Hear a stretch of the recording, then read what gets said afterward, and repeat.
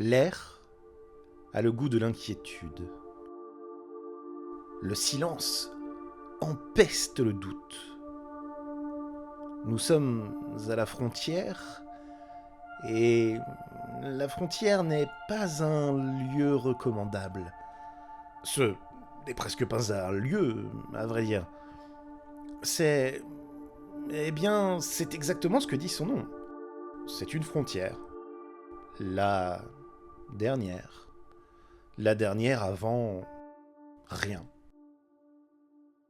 Le royaume des songes s'enroule sur lui-même, convulse et se révulse. Il répugne à s'étendre plus loin. Il vomit à la simple idée d'exister quelques mètres de plus. Personne ne rêve de ce qu'il y a après, de ce qu'il y a plus loin. Parce que il y a rien après. Parce qu'il y a rien plus loin. Nous sommes à la frontière. Peut-être est-il nécessaire de préciser quelque chose. Quelque chose qui ne coule peut-être pas de source à ce moment du récit. Cette histoire est une histoire d'amour. C'est une belle histoire.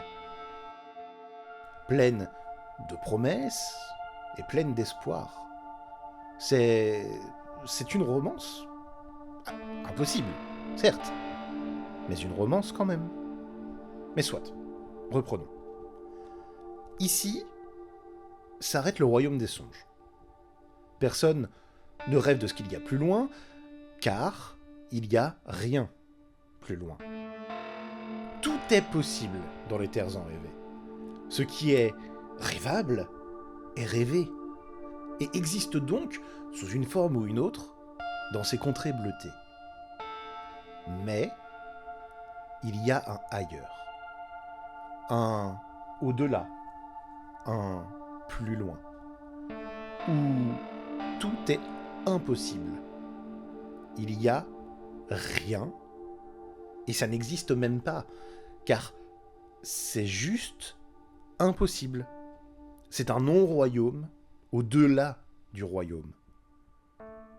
Nous sommes à la frontière. D'un côté, il y a tout, et de l'autre, il n'y a rien. Il n'y a même pas de négation, car il n'y a rien à nier. Ce n'est pas l'absence de quelque chose, ce n'est pas une contradiction, une opposition, ce n'est pas l'ombre d'une lumière. C'est juste rien. Mais il y a ce songe qui nage. Il y a quelque part quelqu'un qui dort. C'est un sommeil profond. C'est une personne un peu trop seule. Une personne amoureuse, mais une personne amoureuse de personne. Car un peu trop seule. Alors, parfois, cette personne, ce rêveur, rêve d'amour. Ce rêveur rêve d'être moins seul. Et c'est beau, c'est vivifiant, c'est enivrant. Le temps du songe, jusqu'à la douleur du réveil, jusqu'à la douleur du retour à la solitude. C'est une histoire d'amour, ne l'oubliez pas. Et c'est une belle histoire. Elle finit bien. Même si le rêveur ne le sait pas encore. Mais nous y sommes presque. Il y est presque, ce rêveur devenu songe. Il est parti plus loin, à la recherche d'un songe plus long, d'un amour plus fort, un amour qui persisterait au-delà de l'illusion. Ce rêveur est parti à la recherche d'un amour impossible. Ça tombe plutôt bien, non ? Il est naturellement arrivé à la frontière. Derrière lui s'étend infini le royaume des songes, et ses amours possible, mais cruellement temporaire. Devant lui, il n'y a que l'impossible. Et ça tombe bien, parce que c'est ce qu'il recherche, c'est ce dont il a besoin. Le rêveur a beaucoup d'amour à offrir, tellement que rien s'en émeut.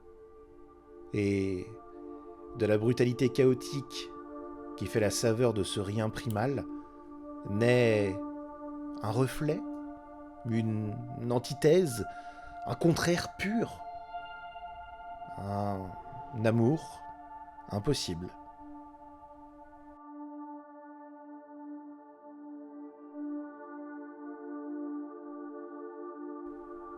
L'air a le goût de l'inquiétude et de la beauté aussi.